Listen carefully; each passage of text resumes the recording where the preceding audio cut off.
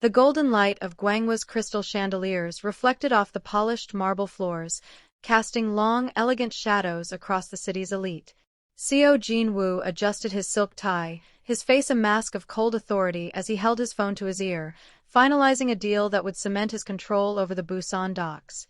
He was a man who moved through the world like a predator, untouchable, feared, and utterly alone. He didn't notice the heavy glass doors of the restaurant swing open, nor did he hear the collective gasp of the socialites at the corner table. He was used to being the center of attention, but he wasn't prepared for the tiny, mud-streaked figure now marching toward him, her white shirt a startling stain of innocence against the room's dark opulence. At 7 years old, Yoon Era already knew the weight of a secret. She didn't stop until she was standing directly in the center of the restaurant, forcing the most dangerous man in South Korea to freeze mid-step. Jinwoo lowered his phone, his jaw tightening with a dawning realization that felt like a ghost walking over his grave. He moved to signal his security to remove the child, but Era's hands moved first. They didn't just move, they spoke. Her fingers flickered in a blur of rapid, urgent signs, a silent, ancient dialect of the streets that Jinwoo hadn't seen in 20 years. It was the silent code, a language known only to him and his long-dead sister. As the wealthy diners watched in stunned silence, the powerful Mafia boss dropped his phone, the screen shattering on the marble. In that moment, the man who controlled everything realized that his life was no longer in his hands. It was in the small, trembling fingers of a girl who shouldn't even know his name. The silence that followed the crash of Jinwoo's phone was absolute, a vacuum that sucked the air out of the room. Kim Uneseo and her companions froze, their silver forks suspended in mid-air, eyes darting between the mud-streaked child and the most dangerous man in Busan. To the socialites, it was a bizarre intrusion, a stain on their perfect evening. But to Jinwoo, it was a resurrection. Era's hands didn't stop. Her expression remained hauntingly stoic, her small fingers cutting through the air with a precision that defied her age. She signaled crane, then red, then thorn. It was the ghost's alphabet, a private lexicon Jinwoo had invented with his sister Min-ah when they were children hiding in the crawlspaces of their father's gambling dens. It wasn't standard Korean sign language. It was a tactical code designed to be read from across a crowded room, invisible to those not initiated into their shared trauma. "The shadow is behind the silk curtain," Era signed, her movements sharp and rhythmic. "The viper has tasted the wine." Jinwoo felt a cold sweat prickle his hairline. He looked at the girl, really looked at her, and saw his sister's defiant brow and the same obsidian depth in her eyes. The scandalized whispers of the guests finally broke the silence. "Where is security?" Jang Boare hissed, pulling her designer clutch closer to her chest. "Is this some kind of sick performance? Someone get that girl out of here." A waiter stepped forward, reaching out a hand to grab Era's shoulder. "Hey kid, you can't be in here." "Touch her," Jinwoo's voice rang out, low and vibrating with a sudden lethal intensity, "and you will never use that hand again." The waiter recoiled as if burned. Jinwoo ignored him, his entire world narrowing down to the small girl in the white shirt. He took a step toward her, his expensive leather shoes crunching on the glass of his shattered phone. "Who sent you?" he signed back, his own fingers stiff from years of disuse but the muscle memory still intact. Era didn't flinch. She signed a single name that made the blood turn to ice in Jinwoo's veins. "Min-ah." Then, her hands shifted to a final, frantic warning. "Don't drink. The tea is bitter tonight." Jinwoo glanced at the porcelain cup sitting on his table, steam still rising innocently from the amber liquid. He realized then that the girl wasn't just a messenger from his past, she was the only thing standing between him and a grave. Around them, the elite guests watched, horrified and confused, as their untouchable king communicated in a language of shadows with a beggar child, unaware that the very walls of the restaurant were beginning to close in. The tension in the restaurant was a living thing, thick and suffocating. Jinwoo stood motionless, his gaze fixed on the porcelain teacup. The steam rising from it now seemed like a serpent's breath. He felt the eyes of his bodyguards, men he had handpicked and paid handsomely, burning into his back. For the first time in a decade, the weight of his suit felt like a burial shroud rather than armor. He signaled to his lead enforcer, a man named Min-ho who had stood by his side through 3 turf wars. "Secure the perimeter," Jin-woo commanded, his voice a low, dangerous rasp. "And take the tea for analysis." Quietly. Min-ho hesitated. It was a fraction of a second, a heartbeat's delay, but to a man like Jin-woo, it was a confession. The enforcer didn't move toward the cup. Instead, his hand drifted toward the concealed holster at his hip. In that mirror-smooth moment of realization, Jin-woo saw the shift in the room. 2 other guards shifted their stances, flanking the exit, their faces hardening into masks of stone. The loyalty he had bought with blood and gold had been outbid. Era sensed the change before he did. Her small face tightened, and her hands flew into motion again, the signs frantic and sharp. The shadow has 2 faces. The back door is a trap. A cold clarity washed over Jin-woo. He was surrounded by vipers in his own nest, and his only ally was a 7-year-old girl who spoke in the riddles of a dead woman. The elite guests, sensing the lethal shift in atmosphere, began to scramble. Kim Un-seo dropped her glass, the wine spilling like a fresh wound across the white tablecloth. "Is there a problem, boss?" Min-ho asked, his voice devoid of its usual deference. He took a step forward, his eyes darting to Era. "The girl is clearly disturbed. Let us take her outside so you can finish your meeting." "She stays," Jin-woo said, his hand sliding into his pocket to grip a heavy brass lighter, a makeshift weapon in a room where he had thought he was safe. He looked at Era, searching for any sign of fear, but found only the same ancient, weary courage he had once seen in his sister. He realized then that every report he'd received, every security brief he'd read in the last 6 months, had been a lie curated by the men standing 10 feet away.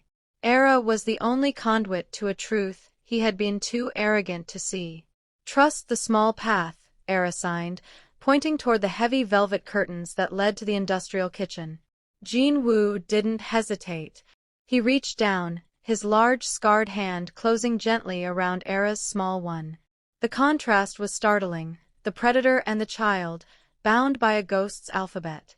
"Run," he whispered, not to the room, but to the spirit of the sister he had failed. As the first gun was drawn in the back of the house, Jin-woo lunged toward the curtains, dragging the girl into the dark, leaving his empire and his shattered life behind on the marble floor. The industrial kitchen was a maze of stainless steel and hissing steam, but Jin-woo didn't stop until they reached a reinforced service elevator. He slammed the button for the basement, his heart hammering against his ribs, a sensation he hadn't felt since the night he'd lost his sister to the fire that consumed their childhood home. Beside him, Era stood perfectly still. Her white shirt was smudged with soot and grease, but her eyes remained fixed on him, searching. As the elevator jolted downward, she reached into the waistband of her trousers and pulled out a small, tattered bundle wrapped in oilcloth. She held it out to him with both hands, a gesture of profound solemnity.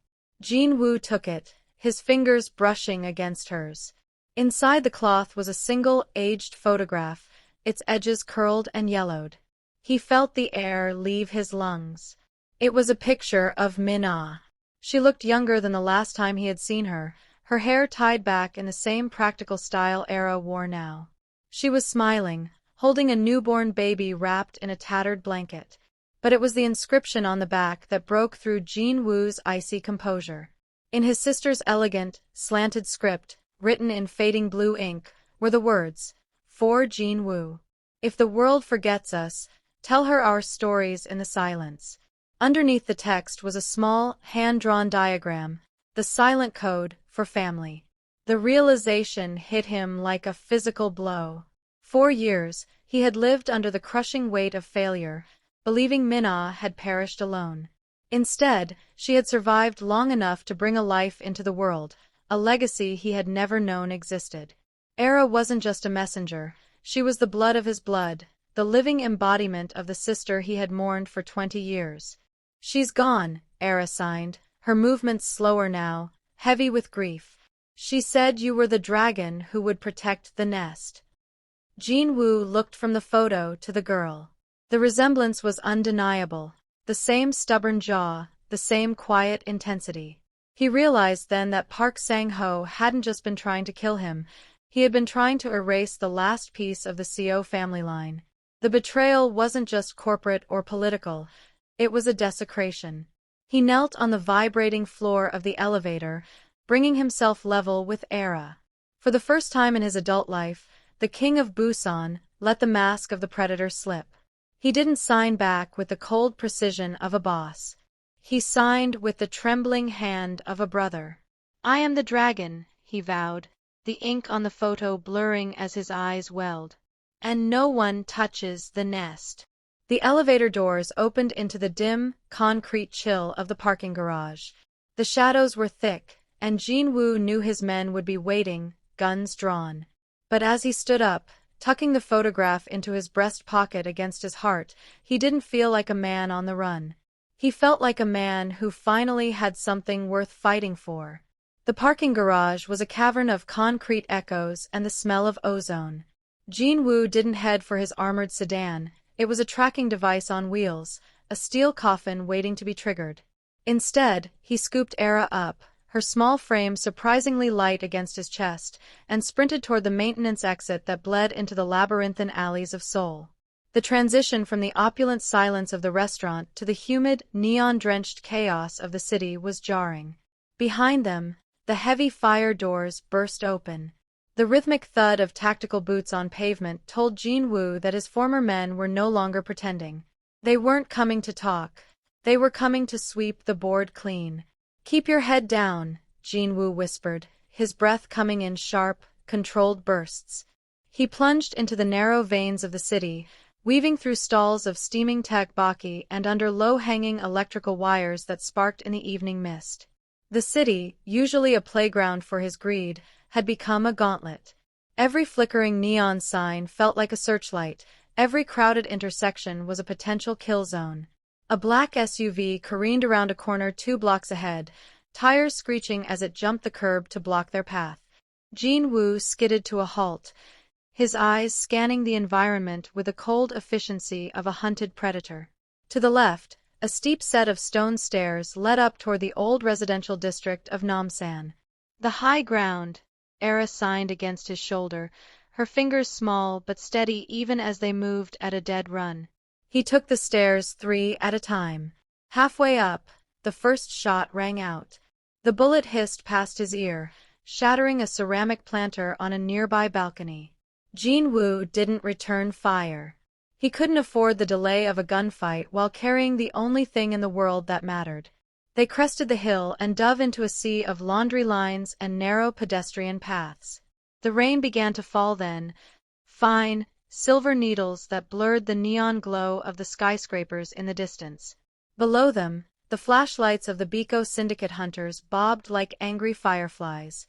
Jinwoo ducked into a darkened doorway, pressing Era against the cold stone. He shielded her body with his own, his hand hovering over the Glock tucked into his waistband. For the first time, the silence of the city felt heavy, a stifling shroud. "Are they close?"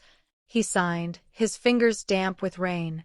Era leaned out slightly, her eyes wide and unnaturally perceptive. She watched the shadows move below, then turned back to him. Her hands moved with a chilling calm. "They are following the blood. But they do not know the silence like we do." Jinwoo looked down and saw the dark trail on the pavement, not from Era, but from his own side, sliced by a shard of glass in the elevator. He ignored the pain. In the city of silence, the only language that mattered was survival, and he was finally learning to speak it. The safe house was a skeletal remains of a life Jinwoo had tried to bury, a modest, traditional hanok tucked away in a northern suburb where the city's roar was muffled by ancient pines. It was his childhood home, a place too humble to be on any syndicate ledger. As they crossed the threshold, the floorboards groaned under Jinwoo's weight, sounding like a long-forgotten welcome. Era moved through the dusty rooms with a strange, instinctive grace, as if she were stepping into a dream her mother had described 1,000 times. She stopped in front of a height chart carved into a wooden pillar, her small fingers tracing the notches Jin-woo and Min-ah had made decades ago. The sight of her there, a living bridge to his past, made the air in the room feel heavy and sacred. Jin-woo didn't let himself rest. He barricaded the door and checked the perimeter, but when he returned to the central room, he found Era sitting on a faded floor mat, her eyes fixed on him with an expectant intensity. He realized then that the silence between them was no longer a tactical necessity, it was a barrier. He sat cross-legged across from her, his large, scarred hands feeling clumsy in the quiet. He reached into his pocket and pulled out the old photograph, laying it between them. "Teach me," he signed. His movements were slow, the syntax of the silent code rusty and fragmented. "I want to hear everything she told you." Era's face lit up with a soft, radiant glow that the restaurant's chandeliers could never have produced. For the next several hours, the hunt outside was forgotten. Under the dim light of a single battery-powered lamp, the fierce Mafia boss became a student. He watched her hands, so much like Minah's, as she taught him the signs for safety, promise, and tomorrow.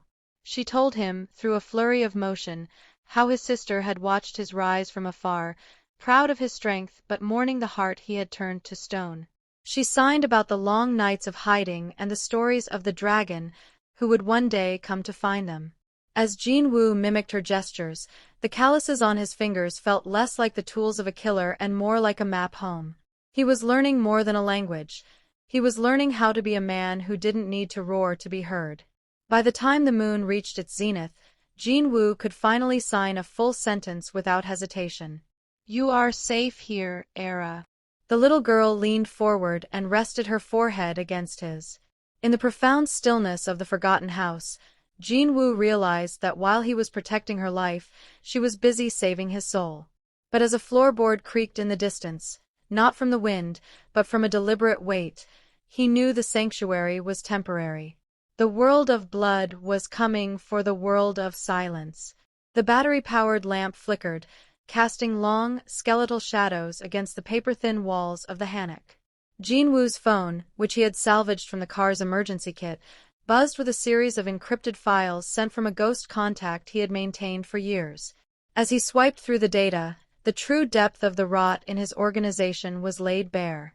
The documents weren't just records of a coup, they were bills of sale. Park Sang-ho, the man Jin-woo had treated as a brother, had been liquidating the Biko Syndicate's assets for months. But he wasn't just stealing, he was selling the entire Busan coastline to a Russian shipping conglomerate known for human trafficking and narcotics. Sang-ho hadn't just betrayed Jin-woo, he had sold the city's soul to a foreign power that would turn their streets into a graveyard. "The Viper is not alone," Jin-woo signed to Era, his hands trembling with a cold, focused fury. Era watched him, her eyes reflecting the glowing screen. She reached out and tapped a specific image on the phone, a grainy surveillance photo of Sang-ho meeting a man in a gray overcoat. She then signed something that made Jin-woo's heart stop. "The man in the coat was at the hospital before my mother stopped breathing." The realization hit like a physical strike. Sang-ho hadn't just been waiting for Min-ah to die, he had accelerated the process. He had known about the dragon's legacy and feared that a child with a claim to the CO bloodline would one day unseat him. The hit at the restaurant hadn't been about a business disagreement, it was the final cleanup. Jin-woo felt the last of his hesitation burn away. He had spent years playing a game of shadows and corporate posturing, but Sang-ho had made it personal. He had crossed the line between the underworld and the sacred. "He thinks he has won because he has the guns," Jin-woo signed, his movements sharp and lethal. "But he does not know that a dragon protects his own." Era stood up, her small face hardening into a mirror of his own. She didn't sign for fear or for flight. Instead, she moved her hands in a slow, deliberate circle, the sign for truce. "Not a truce for him," Jin-woo corrected, his voice a low, terrifying whisper. "A truce for the city. After the Viper is crushed." Suddenly, the pine trees outside went silent. The crickets stopped their song. Jinwoo grabbed his weapon, his eyes darting to the door. The evidence was in his hand, but the executioners were on the porch. The lieutenant's hand was reaching for them, and the time for learning was over. It was time for the silent code to become a war cry. The silence following the realization of Sang-ho's ultimate betrayal was heavier than any physical threat. In the dim corners of the hanok, Jinwoo watched Era. She sat among the dust and shadows of a house built on ancestral honor, yet she was surrounded by the stench of a modern, soulless greed. For decades, Jinwoo had viewed his syndicate as a machine of necessity, a cold engine fueled by the very pawns he now realized he had become. He looked at his hands, scarred, lethal, and powerful, and then at Era's, which were small, soft, and stained with the soot of a life spent hiding. He realized that if he simply killed Sang-ho and took back his throne, Era would eventually be sucked into that same vacuum of violence. She would be the Mafia princess, a target for the next ambitious lieutenant, a bargaining chip in a never-ending cycle of blood. Jinwoo reached out, his hand hovering before he gently tucked a stray lock of black hair behind her ear. He didn't use the sharp, tactical signs of the silent code this time. He moved with a slow, agonizing tenderness. "Listen with your heart," he signed, his eyes locking onto hers with a ferocity that was no longer about hate, but about a terrifyingly new kind of love. "I spent my life building walls of stone and iron. I thought they were to keep the world out. But I was only building a cage." Era watched him, her breath hitching.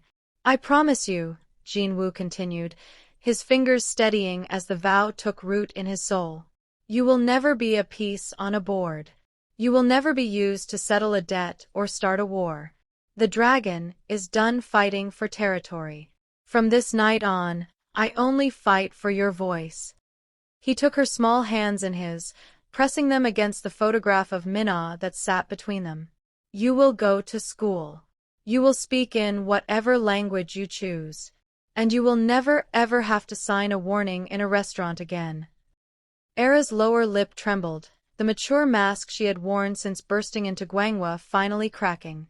She lunged forward, burying her face in his expensive wool blazer, her small frame shaking with silent sobs. Jinwoo wrapped his arms around her, a shield made of flesh and bone. In the darkness of that forgotten home, the fierce boss of the Biko Syndicate made his final choice. He would burn the empire to the ground if it meant the ashes would provide a safe path for her feet. The promise was made. Now, all that remained was the reckoning. He stood up, lifting her into his arms, his face hardening into a mask of granite. He didn't need the syndicate anymore. He just needed to finish the monster he had helped create. The shipyard at the edge of the Busan harbor smelled of salt, rusted iron, and impending violence. A thick fog rolled off the water, swallowing the neon lights of the city and turning the towering rows of shipping containers into a jagged metal labyrinth. Jinwoo moved through the gloom like a shadow among shadows, his breath steady, his hand resting on the hilt of a blade. He wasn't the man who had walked into Gwanghwa restaurant. He was a ghost returned to reclaim his graveyard. Perched high on his shoulders, Era was his eyes.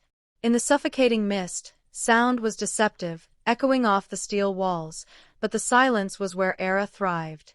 She tapped twice on his left collarbone, a signal. Jinwoo pressed his back against a cold container, sliding into the darkness just as a flashlight beam swept the space where he had stood a second before. He looked up, and in the dim light, Era's hands moved with lightning speed. "Two on the roof. One behind the crane. They have long rifles." Jinwoo nodded, his jaw set in a grim line. Without her, he would be walking into a crossfire. With her, the hunters were the prey. He moved with a predatory grace, guided by the rhythmic taps on his shoulders. He neutralized the first guard in the silence of a heartbeat, catching the man before his body could hit the gravel. As they neared the central warehouse, the fog thinned, revealing Park Sang-ho standing under a single, flickering floodlight. He was surrounded by a dozen men, their breath visible in the cold air, guns held with the twitchy energy of traitors. Sang-ho was checking his watch, his face twisted in an arrogant sneer. The Viper is in the center, Era signed, her fingers barely moving, keeping the gestures tight and low. But the shadows are moving. 3 men are circling to our right. Jin-woo didn't wait for them to close the distance.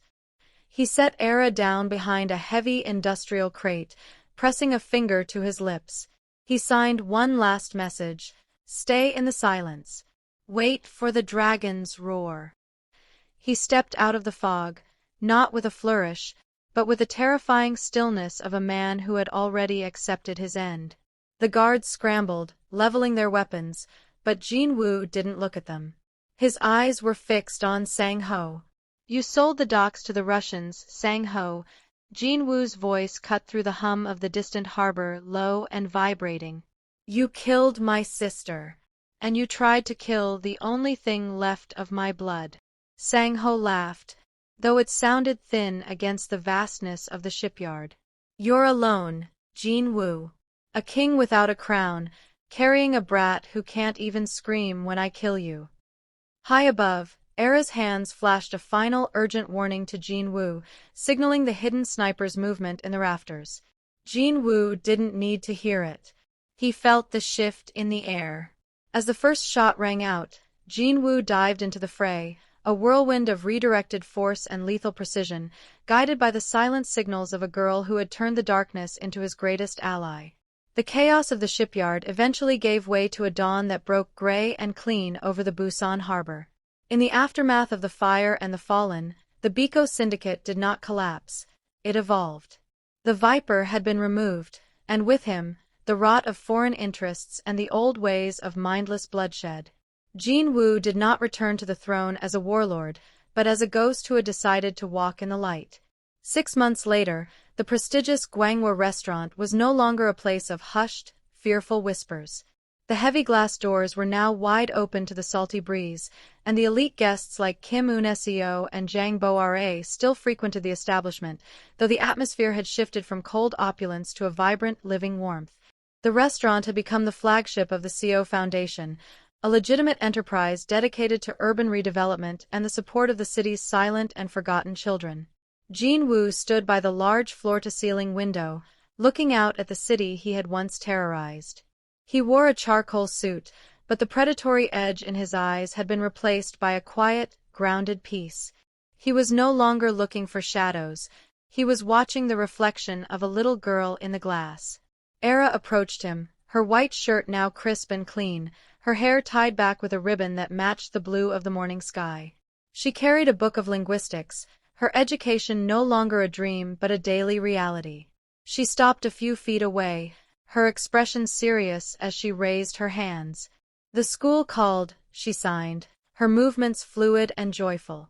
They said I am the top of the class in 3 languages. But I told them I only need one to talk to you. The restaurant staff paused, and the wealthy diners turned their heads. They had seen CO Jin-woo command armies and dismantle rivals without a flinch. But as he turned to face the girl, the room witnessed something far more shocking than the confrontation months prior. The man known as the Dragon of Busan did not merely nod or grunt in acknowledgement. His face broke into a genuine radiant smile, an expression so rare it seemed to transform his very features. He raised his hands, his large, powerful fingers moving with a newfound, gentle grace as he signed back. Languages are just tools, Era. It is the heart that speaks. And mine finally has much to say. He reached out, and this time when Era took his hand, there was no fear of a backdoor trap or a bitter tea. There was only the promise of a future where the silence was no longer a hiding place, but a sanctuary. As they walked toward their table, the legend of the Mafia boss faded, replaced by the story of a man who had finally found his voice in the small, moving hands of a girl who had saved him from the dark.